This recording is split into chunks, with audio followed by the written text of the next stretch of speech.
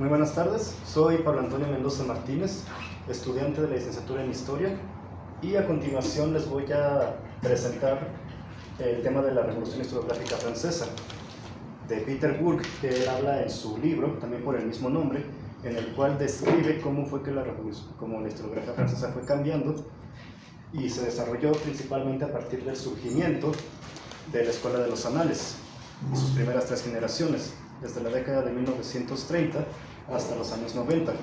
Y aquí hablas sobre sus principales autores, los temas que estudiaron, cómo es que esto fue influenciando movimientos culturales, historiográficos, y al final cómo fue que los anales se fue diversificando a un nivel global en sus teorías. Aquí Peter Burke hace una buena recopilación de todos estos temas y da a entender cómo se dio esta revolución, este nuevo surgimiento de ideas, de teorías, y también cómo esto ayudó a definir más el concepto de cultura, que fue tratado por diversos autores. Y con enseñarles un poco de esto, yo espero que le pueda ayudar a mis compañeros en sus trabajos, estudios, a saber centrar un poco mejor el concepto de cultura, tal vez saber cómo centralizarlo, que los ayude a estar más, que los ayude en sus trabajos, más que nada. Muy buenas tardes. A continuación vamos a hacer un pequeño debate sobre los temas que se hablaron en mi presentación de la Revolución Historiográfica de Peter Burke. Primero nos discutiremos estas preguntas que aparecen en el pizarrón sobre las aportaciones, las diferencias generacionales, el predominio del empirismo y la historia y las ciencias sociales. Yo me presento, soy Pablo Antonio Mendoza Martínez. Mi nombre es Laura Olvera Trejo. El mío, Salvador Herrera. Yajaira Saldaña. Y bueno, a continuación discutiremos estas preguntas respecto a la primera, de cuáles fueron las principales aportaciones de la Escuela de los Anales. ¿Ustedes qué consideran? Bueno, antes de partir con las grandes aportaciones de esta historiografía, es conveniente hablar qué es lo que le antecede a esta corriente. Si bien es un punto de inflexión, hay que considerar de qué fue el cambio. El primer cambio que tomamos es de un historicismo en el cual Leopoldo von Ranke decía que la única forma de hacer historia era a partir de los documentos que se encontraban en los archivos. Entonces, de esta manera nos limitamos a conocer el pasado, por lo que único que ha sido resguardado por a quienes lo han decidido. Bueno, también es parte de lo que menciona Laura de este cambio de paradigma de cómo se va interpretando y cómo no solo se va generando a la hegemonía, sino a los individuos que al fin y al cabo forman parte de la historia y que, como vimos en la exposición, es a partir de ellos que podemos ver como que una historia, generar una historia global sin dejarlos de lado. Y más que nada era una historia centrada en las grandes proezas de los reyes, de los héroes, y un tanto se dejaba de lado, como mencionaban, ciertas historias que no eran validadas o que no eran importantes para su estudio, ¿no? Sino estaba centrada en esta hegemonía del rey, ¿no? Entonces, entre las aportaciones de esta gran historiografía va a ser un diálogo interdisciplinar, o sea, hay oportunidad de hablar con otras áreas y ya no solamente vamos a estar encasillados a lo que los archivos nos decía. Pues sí, en mención a lo que ustedes dicen, pues yo creo que de las principales aportaciones fue esta apertura hacia las nuevas ideas y perspectivas que difundieron estos enfoques que se fueron desarrollando.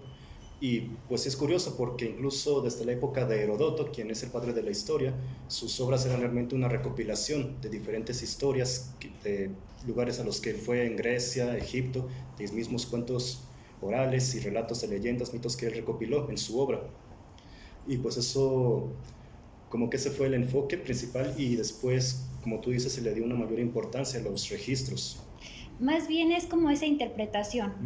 Ya no solo hay que narrar estos grandes hechos, sino hay que interpretarlos. No sé si ustedes están de acuerdo con esto. Sí. Sí, sobre todo de que si no está en el archivo, que si no está escrito, no vale. Entonces, si son fotografías, si son pinturas, o incluso si es la historia oral, entonces no me es válido a mí como historiador o como científico social. Y pues esta nueva generación vino como a romper eso y las perspectivas también de estudio, no solamente estudiar la historia política, sino cambiar lo que es la historia cultural, lo que es la historia de la alimentación, la historia de las mujeres, entre otras cosas. Y creo que, o sea, mucho de lo que se permite en este cambio, pues es el surgimiento también de las ciencias sociales en general, ¿no? La diversificación de cada una de ellas y la importancia que cada ciencia social ve una perspectiva del hombre, ¿no? La historia se permitió también agarrar otros elementos de otras ciencias sociales para explicar también fenómenos como puede ser la geografía, la psicología, y demás ciencias sociales y también el contexto histórico en el que surgen, ¿no? Estas grandes dos guerras que al parecer, pues si se siguiera contando la historia de la misma manera, pues solo se contaría la de los vencedores, ¿no? Las grandes proezas y también el regresar a replantearse la historia como se estaba haciendo, no solamente ya dejar como lo que se estaba escrito como verdadero, sino también volver a esa historia que se había realizado para encontrar otros elementos que pudieran ser valiosos y pudiéramos comprender de manera distinta lo que pasaba. Creo que en efecto lo que estás diciendo es un punto clave para entender por qué sale esta historiografía. Se había creído la historia como muy lineal, como que íbamos en constante progreso y estas dos guerras nos van a aterrizar a decir no es la realidad, no es lo como va la sociedad. Y en sí es como estos investigadores, estos historiadores dicen, ya no hay que mirar solamente al pasado, hay que hablar con el presente porque el presente es un constante cambio. ¿Qué está ocurriendo? Y creo que eso es lo que son entre unas de las mayores aportaciones de este tipo de hacer historia. Pues sí, se le da un mayor enfoque al presente, a lo que pasaba en la sociedad, en las costumbres. Y pues eso sigue teniendo muchas repercusiones hoy en día. Hay una mayor diversificación de sus estudios. Bueno, con respecto a la segunda pregunta, de cuáles fueron las diferencias generacionales entre las diferentes generaciones de anales, la primera, segunda, tercera e incluso hoy.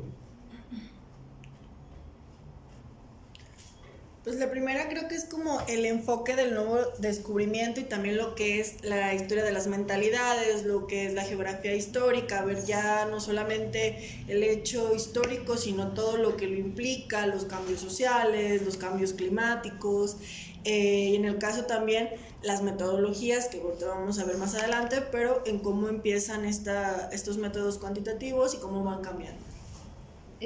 Los grandes bueno, los dos autores más importantes de esta generación va a ser Lucien Freire. Creo que un libro representativo va a ser Combates de la Historia, y es esta idea de interpretación, destaca esta área, y Marc Bloch tiene dos aspectos muy importantes, que es la historia comparada y propiamente una historia que esté en constante diálogo entre el pasado y el presente. Creo que estas generaciones, o sea, hacen una ruptura, ¿no? Y hay un principio como que cada ruptura se vuelve también una tradición, ¿no?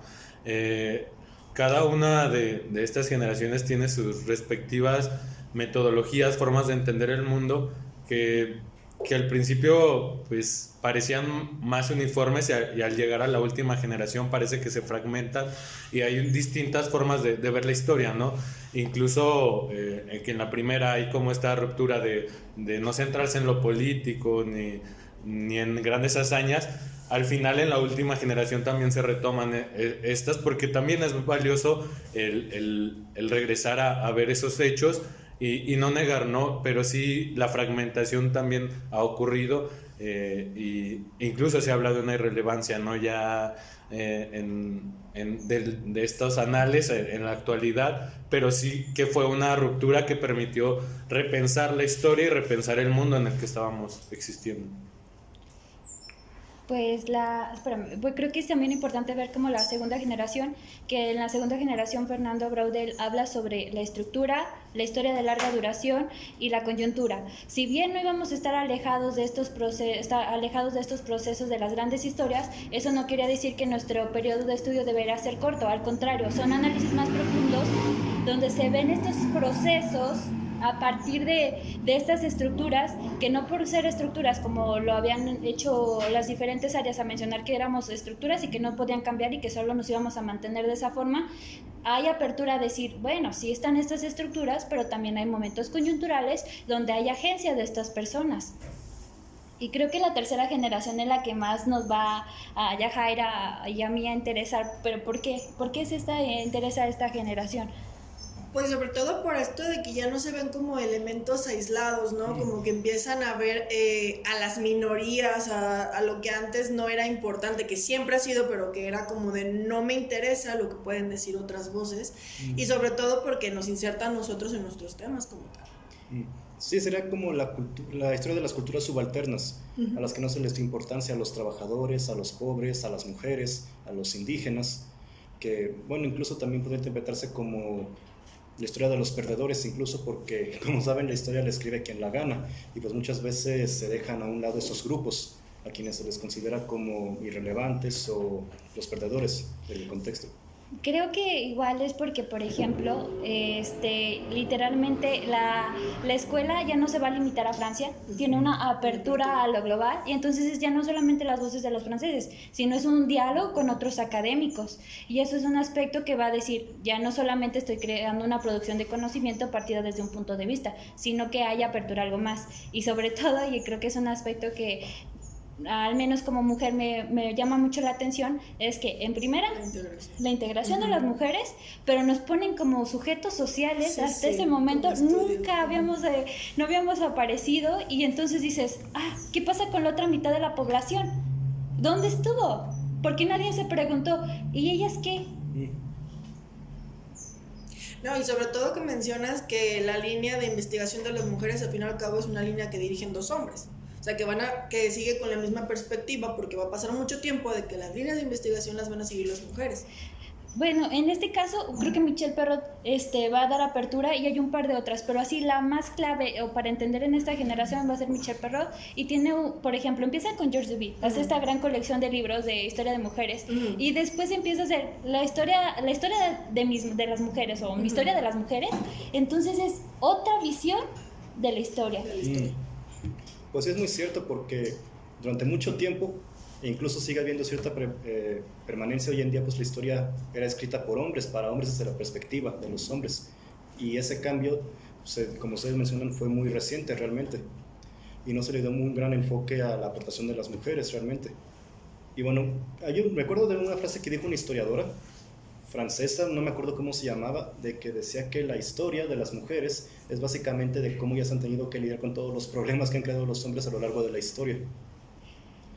Pero que sí, realmente no se le dio un enfoque más académico hasta muy reciente. Ahora hay, creo que otra tendencia muy padre, no sé si la ha escuchado, es la de regresar a la cultura escrita. Entonces ya no solamente va a ser los archivos, sino es una apertura a documentos personales. Entonces es la oportunidad de que más personas en la historia tengan voces, y que sean voces que no vayan ciertamente al discurso. Pero tú, Salvador, ¿crees que esto tenga que ver con el giro lingüístico o algo, o crees que es ajeno a esto? Creo que epistemológicamente pues hubo giros epistemológicos a lo largo del tiempo, ¿no? Y eso permitió ver otras cosas que no se veían, ¿no? También el surgimiento de movimientos sociales que apalabraban una denuncia hacia lo que pasaba. Creo que a veces la cultura avanza primero que la ciencia, ¿no? Y a veces estos movimientos permiten también visibilizar otras cosas.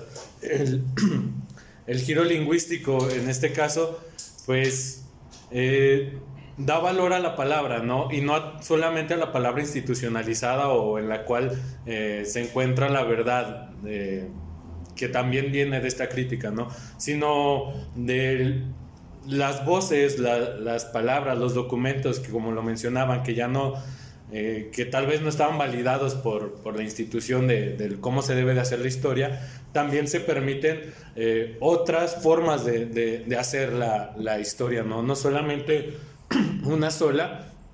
Y esta es la diversidad de discursos, ¿no? Y la importancia que dio que el discurso también es el que funda o donde se sostiene muchas veces la cultura, ¿no? Y creo que el retomar estos archivos tal vez no institucionalizados o validados muchas veces por instituciones como la iglesia, los imperios o todo esto, también da otra forma, ¿no? Y no solamente es ver los documentos como una forma global, sino también una forma localizada, ¿no? Ya sea regional o microhistoria.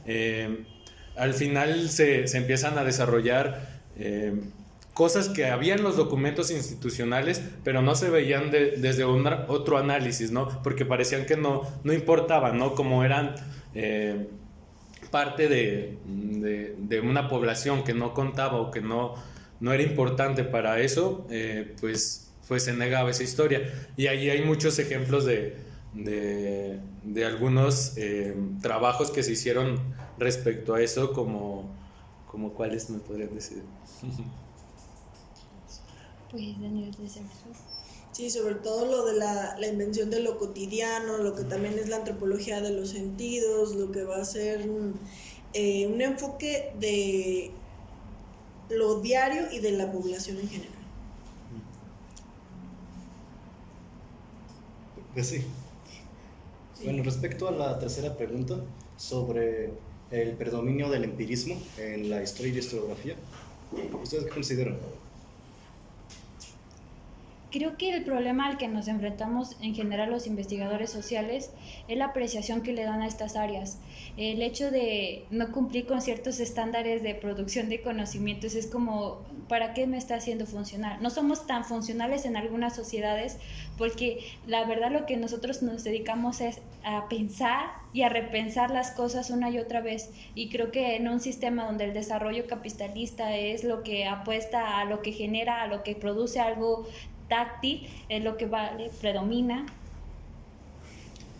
Sí, sobre todo eso de que, pues a diferencia de hace muchos años que el ser un científico social estaba muy ligado a tu posición económica, que pues no importaba porque tú podías seguir trabajando, ahorita con este rompimiento de que como no genera, como no es importante, si lo quieres hacer o buscas ayuda institucional, buscas becas o lo haces porque pues tienes amor a la investigación, ese tipo de cosas. ¿Qué problemas ustedes ven con el empirismo? Tenemos una tendencia a generalizar ahora todo, o sea, nos lleva esa idea de que todos los procesos son iguales y que entonces no hay la necesidad de enfocarnos en observar algo más. Creo que estamos en esa tendencia a una historia totalizadora que no siempre cumple con las realidades a las que nos vamos a enfrentar. Pues es muy cierto. Por ejemplo, incluso cuando se ven estudios de culturas subalternas, de esa gente que era ignorada, pues por el mismo hecho de que eran gente que no tenían relevancia en la historia, se les hacía a un lado, pues ellos formaban su propia historia, su propia cultura, desde su propia realidad. Y por eso no se puede analizarlas de forma unificadora, universal, porque cada cultura, sociedad es diferente en cada determinado tiempo, lugar, y se le debe estudiar a cada una según esas características. Y además siempre una persona que piensa, que reflexiona, que critica, es considerada como no deseable en algunos sistemas. Si lo pensamos aquí, más reflexionamos, más queremos pensar, se nos estigma como personas como revoltosos, los rojos, cosas así. Y en realidad, como tal, las ciencias sociales como que eso debería ser como nuestra obligación, reflexionar, dialogar. Cuestionar lo que la gente normalmente no quiere cuestionar. Lo que es como mejor, lo que a veces dice la sociedad, es mejor ocultarlo aunque exista. Esos problemas sociales que siempre es mejor hacer la vista gorda y ignorarlos y no querer cambiarlos porque se nos es más cómodo ignorarlos. Aunque existen y siguen ahí.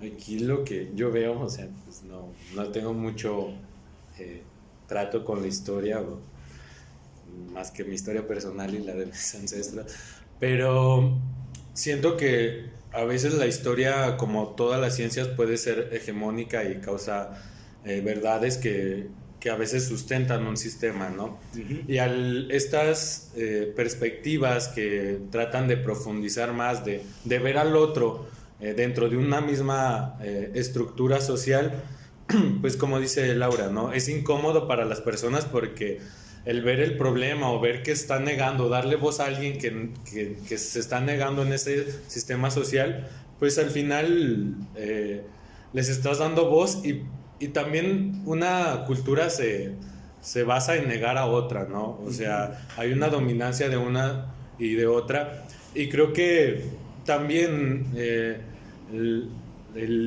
el dar o el mirar los fenómenos que están sucediendo en sucesos o personas o sociedades que están siendo negadas son valiosas para tratar de equilibrar y que esa hegemonía no sea totalitaria, ¿no? Creo que el devenir también tiene que tener un balance y como decía, pues el ejemplo más claro pues es el de las mujeres, ¿no? Hasta ahorita, y pues a veces mucho de estas nuevas perspectivas donde se está estudiando la mujer y se están sacando cosas demasiado incómodas para un sistema, pues a veces lo primero que es como la negación o tratar de centrarlos. Y por eso está a lo mejor una historia empírica, lo que ayuda es para a hegemonizar una verdad, ¿no? Y pues es necesario también este balance de otras perspectivas. Pues sí, es muy cierto, hay como jerarquías en la historia, incluso. Hay como, están esas vacas sagradas o incluso ciertas teorías o enfoques que quieren ser predominantes ante otros. Y pues se tiene que ver la forma de cómo lidiar con eso, de criticar, de no perder esa reflexibilidad, para que así no haya esa homogenización, como tú dices. Bueno, respecto a la cuarta pregunta de la historia y las ciencias sociales en la actualidad, ¿ustedes qué consideran? Pues yo siento que, y lo hemos venido trabajando en los cursos, se han ido rompiendo las barreras, pero también fragmentándose en algunos casos, ¿no? Creo que como ya se veía la historia geográfica, la psicología histórica o todo esto, al final como que junta pero al mismo tiempo divide, ¿no? Que eso es lo que hay que tener cuidado, que el tomar una perspectiva no quiere decir que estamos hablando de una verdad, ¿no? Sino que son unos lentes, como también veíamos, con los cuales se puede acercar a un fenómeno, pero al final ese fenómeno no es un fenómeno aislado o esa perspectiva alcanza a explicar todo, ¿no? Incluso pues ya la variedad que tiene de perspectivas las ciencias sociales, pues también tienen que no alejarse de las mismas ciencias sociales, sino poder tener un diálogo y al mismo tiempo ser independientes, ¿no? Creo que ese es como un sueño utópico en el que creo, pero sí creo que también puede servir de instrumento de cambio, ¿no? Que muchas veces, de cambio social, que aunque muchas veces no se ha dado, pues sí repercute lo que se está haciendo en las ciencias sociales, en la forma que vivimos la sociedad en lo cotidiano. Yo pienso que una de las cosas más importantes es la competencia que se tiene entre las ciencias sociales, ¿no? El ver como de yo investigo de este perfil, yo investigo de este lado, y no verlo como mencionas, sino como un eje integrador donde tomas lo que te sirve, donde analizas las cosas y sobre todo dos conceptos que creo que han guiado nuestra conversación, que es lo que es el cambio y la incomodidad, ¿no? O sea, el ser humano es cambiante, o sea, no va a estar estático, entonces van cambiando las estructuras y la incomodidad. Queremos dejar todo lo que nos incomoda atrás y al fin y al cabo la labor de las ciencias sociales es mover, investigar lo que nos incomoda. Nuestras aspiraciones hasta cierto punto deberían ser como ser muy críticos de todo, de todos, de los discursos que nos llegan y intentar de hacer una intervención, no como los salvadores de nadie, porque no lo somos, pero sí poner en tela de juicio las cuestiones con los demás. Por ejemplo, si se habla de una historia que estaba muy basada en un discurso que es trabajo, por ejemplo, en las escuelas se lleva esto, ¿no? Se lleva ese discurso. ¿No? Ellos no tienen contacto con una historia reflexiva, tienen contacto con un discurso que está muy hegemónico. Pues quizás nosotros no podamos ir ciertas veces contra el sistema, pero darles lucidez a estas personas que hay algo más. Porque en muchas cuestiones, pues no, nos da una historia donde no es reflexiva y que simplemente va a la narración y la gente se queda con eso. Pero ¿qué hay más? Y es lo donde creo que debemos apuntar para nuevas generaciones. Pues sí, ese sería como el principal objetivo, como fomentar ese interés, esa reflexión en la gente sobre esos temas que no se les da importancia o que muchas veces están mediados por intereses económicos o políticos, ideológicos. Y creo ya, para finalizar mi participación, creo que las ciencias son dispositivos para acercarnos al fenómeno, que al final, como lo dicen, ¿no? Ciencias humanas, ciencias sociales, ese es el objeto de estudio, ¿no? Tenemos distintas perspectivas, distintas herramientas para acercarnos a ellos, pero ninguno es más valioso que otro, ¿no? A lo mejor uno se acerca de una forma y alguno de otra, ¿no? Pero al final es un mismo objeto y ningún dispositivo o herramienta, metodología, marco teórico está por encima de lo humano o de lo social, ¿no? Creo que también el tratar de imponer un sistema que a veces desde la misma ciencia se produce, pues también tener cuidado y ser críticos, ¿no? Esta vigilancia epistemológica de la que habla Bourdieu para ir cuestionando incluso nuestros métodos, ¿no? Nuestras investigaciones, el objeto de estudio, todo esto para no caer en una totalización del conocimiento. Bueno, yo aquí cito a Peter Burke y a su frase de que el trabajo de un historiador es hacer recordar a la sociedad lo que quiere olvidar. Creo que las ciencias sociales tenemos que salir de nuestro nicho, de la academia, e insertarnos más en las realidades sociales. Pues que las ciencias sociales cuentan con dispositivos para acercarse al fenómeno, pero al final ningún dispositivo es mejor que otro, sino que se va construyendo el conocimiento en conjunto. Y que el conocimiento es para todos, pero que también tiene que ser un conocimiento crítico y reflexivo.